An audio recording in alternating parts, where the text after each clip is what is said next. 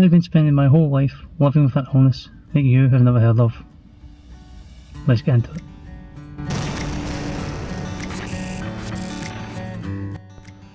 Hi, my name's Tony and this is a creative process.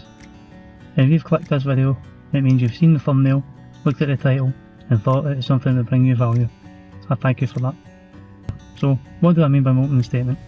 An illness you've never heard of?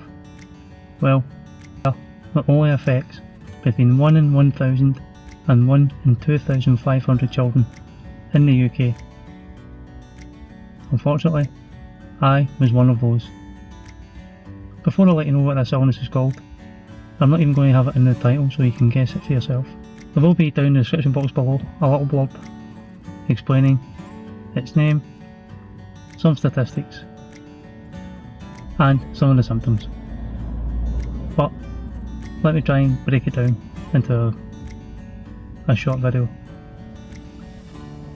The illness that I've been suffering from is called Noonan syndrome. You probably haven't heard of it, and if you haven't heard of it, I'm happy for you.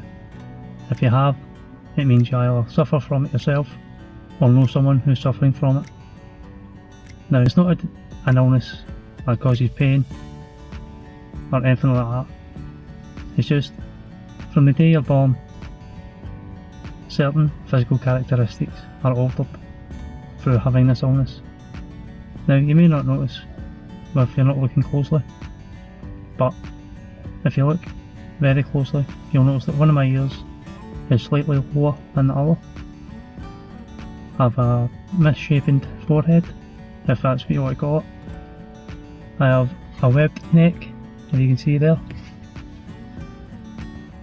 Sorry if you're at your cereal, lunch, dinner. Also, I have elongated fingers, you can't really see with these gloves on. Leads to body dysmorphia, whereas you can have one chest bone that pops out farther than the other. It's commonly known as the pigeon chest, and other things like that. Like I said, it's not a painful illness, other than the fact that it led to me being heavily bullied. Not physically, you understand, but mentally, through my entire school life, and a little bit into my working life. But if it wasn't for those years of bullying and mental abuse that I suffered, then I wouldn't be doing this right now. Because through that bullying, it forced me into my shell, and it forced me into my mind, and it forced me to be creative, whether that be writing short stories, drawing, or delving into video games. Nowadays, it's more about YouTube. But like I said, it hasn't really been a hindrance other than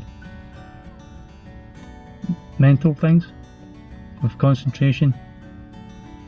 I also find it hard to regulate emotion and to notice emotion, and to deal with emotion. So yeah, like I said, I'll be leaving some information down in the description below if you want to check out this illness for yourself. Again, thanks for watching this long. If you enjoyed it, please hit the like button, chase that subscribe button until you catch it and ring it till within an inch of its life. Also, give that little notification bell a little tickle tickle tickle tickle. Let me know that you want to see more videos like this. I'll see you in the next one. Have a great day.